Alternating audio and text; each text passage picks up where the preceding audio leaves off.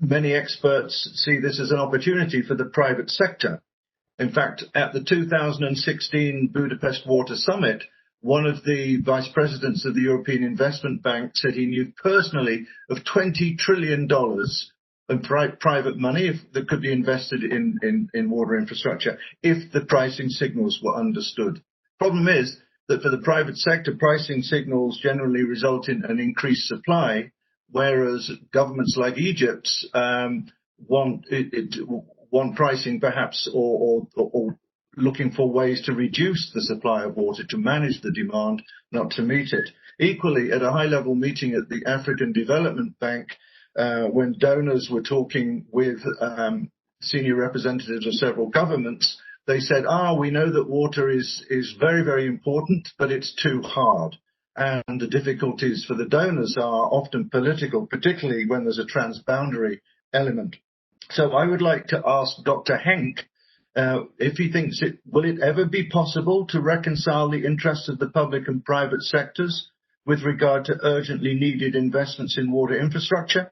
If so, what might be the transaction models? And is there any way to make it easier for development partners to assist with the financing of much needed water infrastructure? And given the political dimension, how can we break down sector silos and increase investments in multi-sector infrastructure? Dr. Henk, over to you. Thanks so much, Bill. A great question. And I think the match between public and private is critical importance. There's still an echo. Oh, it's gone. Thanks. There's still this idea that we can silo up our world, both in approaches as well as in sectors and interests. But as we see also in COVID-19 situation, as well as its relief and recovery, there is no one way forward, and there's not a single way forward. So I'm convinced by practice, both in the Netherlands as well as in my work around the world, that it is not only possible but necessary.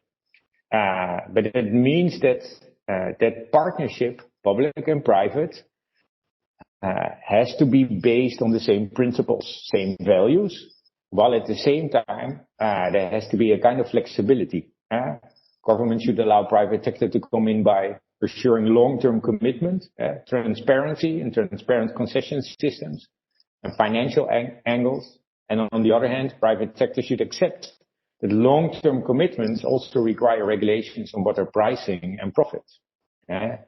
Short-term, there is always, from a financial point of view, a revenue. On the longer term, capturing this revenue demands a type of consistency, commitment, and continuity. And that's often hard to find only in a single focus. Could be public, could be private, often private approach. We aim for finance, we will lose out. The same goes with the SDGs, the Sustainable Development Goals, or the challenges we face. If you don't want to put it in the context of Sustainable Development Goals, if you cherry pick one SDG or one goal, you can mitigate risk and create added value. But then in the context of the broader challenges our world is facing, you will still lose out. So investing in one aspect of society, we lose out. And then investing in water has a trickle-down effect across all SDGs. It is great, with water of the right quality and the right quantity, health costs go down, security goes up, economic development goes up, opportunities for women and children go up. You mitigate climate change with water and nature-based solutions, and you adapt and build more resiliency, more capacity.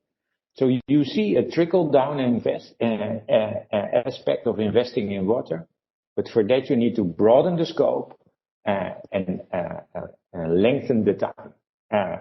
We have to work on trust in these public-private partnerships, start upscaling some good examples, because there are many good examples that we can replicate and scale up.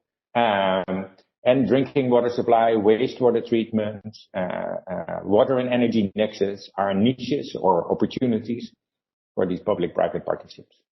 Private sector can run wastewater treatment efficiently, introduce technology to reuse waste, but we need a transparent system of pricing and concessions to agree on. So public and private, again, hold each other accountable.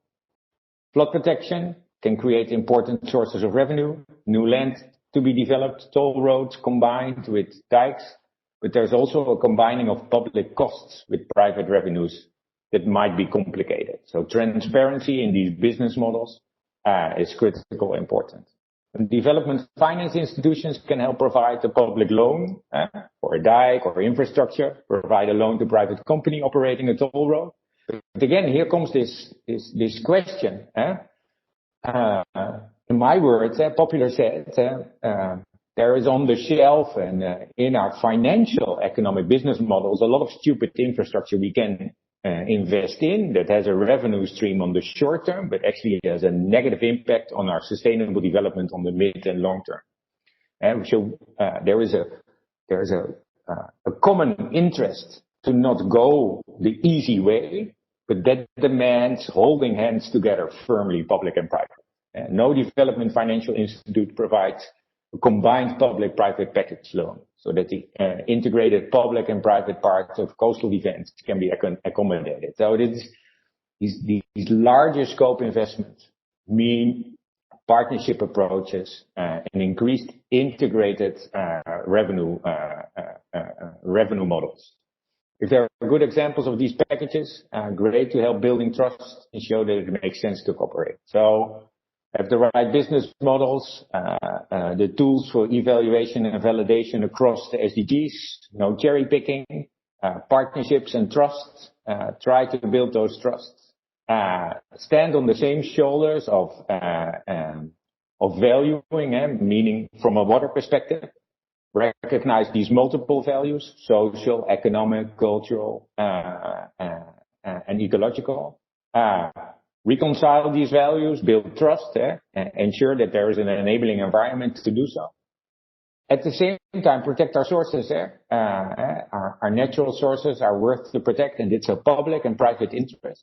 And that means empowerment, enabling environment, education, and the tools that go with that, to then help invest, innovate, scale up, and replicate. To your first question. Second question, make it easier for development partners to assist with the financing of these water infrastructure, given the political dimension, breaking down silos. It is, again, this partnership is important.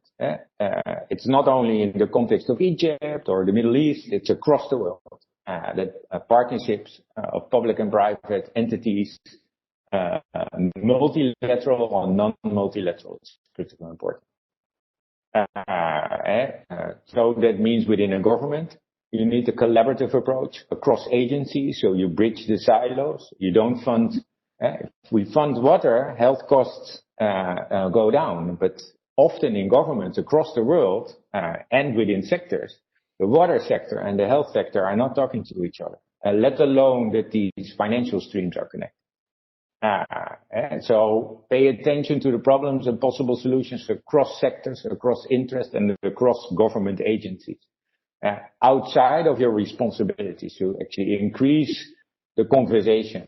And that means increase that conversation also to challenge your developing partners. That enables the development partners to address these issues and come up with multi-sectoral approaches. So it's an end-to-end. If the development partners engage with the governments in place, being in Egypt or any country across the world. 2 minutes. You need to make these matches. And then last, multi-structure investment examples indeed creates opportunities. Water systems run on diesel. Replacing the pumps with solar helps, can decrease operating costs, but also contribute to a better climate. Solar powered pumps are a business case, but utilities not paying for the diesel as another silo in government is covering this cost. So again, working across agencies is going to be critical and important. And private sector can create momentum in the public side. We give them trust. If needed, allow private operators to operate pumping systems. Allow private banks to finance utilities to buy such pumps. And there's these business cases, but we need to create this mutual trust. And then again, on the earlier presentation, in this context also, when you look at desalination, it's not a silver bullet. There, in the context of sustainable development and climate action, there are no silver bullets anymore. With increased energy costs, we also have to look at nature-based solutions, water security across SDGs, and don't single out one solution as salvation, because that is very, and here again, public and private partners can really help increase the scope, increase the time, and help present us with the business cases and governance models that can help build trust and sustainable development. Thank you.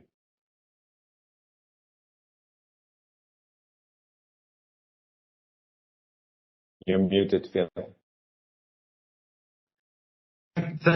Thank you, Dr. Henk. For those people that are interested, there will be a session on sustainable financing on Wednesday as one of the EU Water Stars events.